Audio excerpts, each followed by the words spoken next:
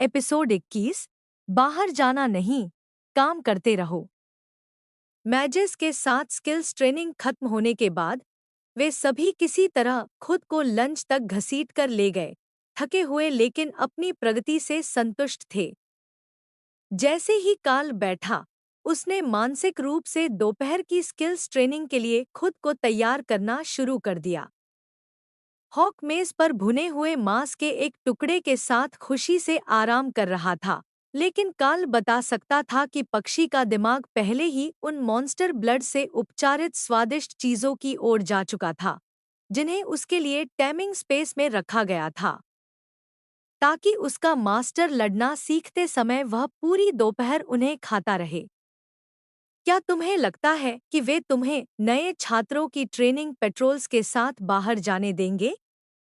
मुझे पता है कि तुम अकेले ट्रेनिंग कर रहे हो और फर्स्ट ईयर क्लास में बाकी सभी से अलग लर्निंग प्रोग्राम पर हो, लेकिन हमने आज शिक्षक को यह कहते हुए भी सुना कि वे जल्द ही तुम्हें ब्लैक बैज दे सकते हैं और फिर तुम एक ग्रुप को जंगल में ले जा सकोगे। असल क्लासेस में हमेशा वाइल्डनेस असाइनमेंट्स होते हैं, लेकिन वे किसी अवेकंड या उससे ज्यादा मजबूत टीम लीडर के बिना बाहर नहीं जा सकते। इसलिए ज्यादातर फर्स्ट ईयर्स को सीनियर्स से एहसान मांगने पड़ते हैं या तब तक इंतजार करना पड़ता है जब तक शिक्षक खुद किसी आउटिंग का आयोजन न करें। लड़कियों में से एक ने पूछा।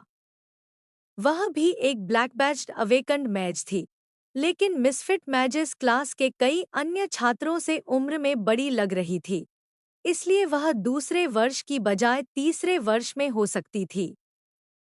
मुझे इसके बारे में सार्जेंट रीटा से पूछना पड़ेगा। मुझे नहीं पता था कि बाकी लोगों को अपने पहले साल में काम करने के लिए अकादमी ग्राउंड्स से बाहर जाना पड़ता है, इसलिए यह सब मेरे लिए नई जानकारी है।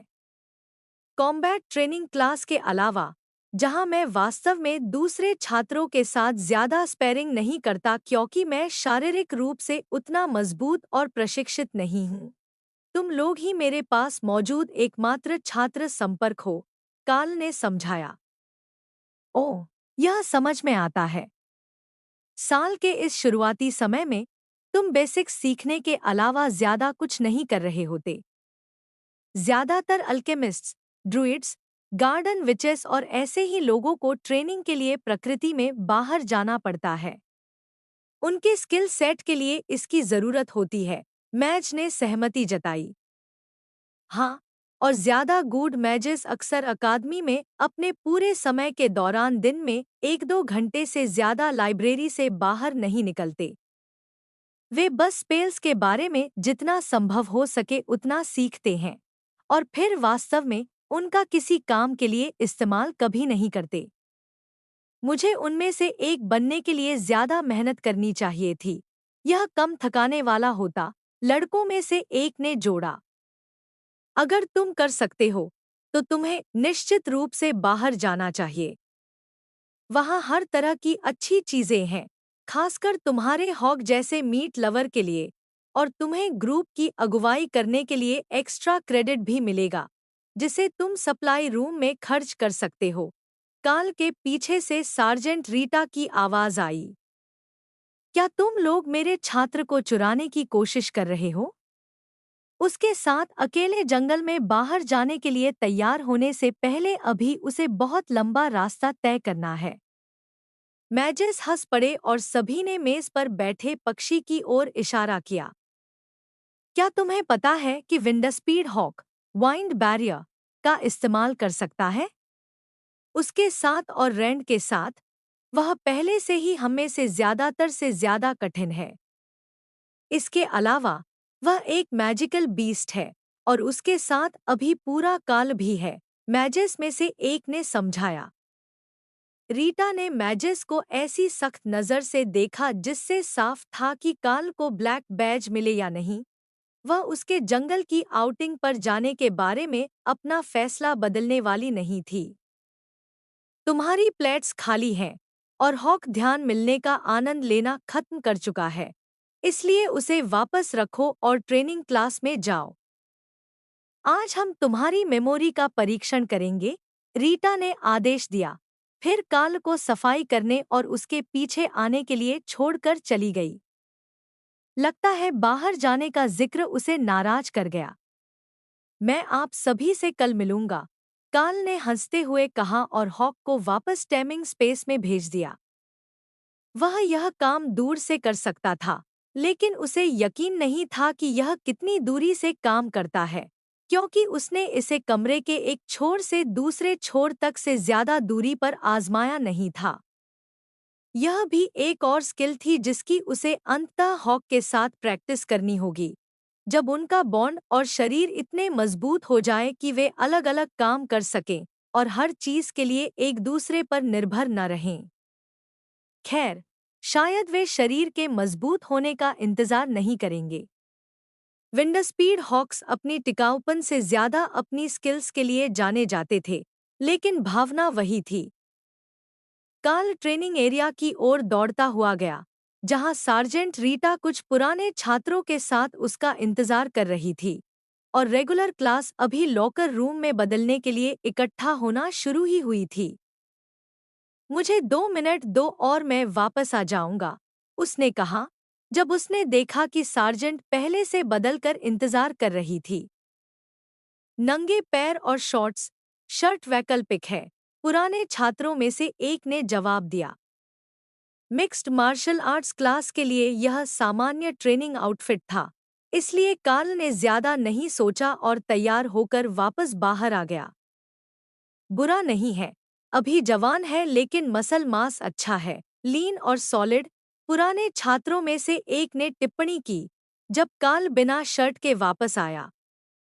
स्पैरिंग के दौरान शर्ट केवल रास्ते में आती, इसलिए वह उसे अपने तौलिए और पानी की बोतल के साथ लेकर चल रहा था। दोनों ही चेंजिंग रूम की अलमारियों से ट्रेनिंग आउटफिट के साथ लिए गए थे। रीटा ने कार्ल और ट्रेनिंग ग्रुप की ओर देखा।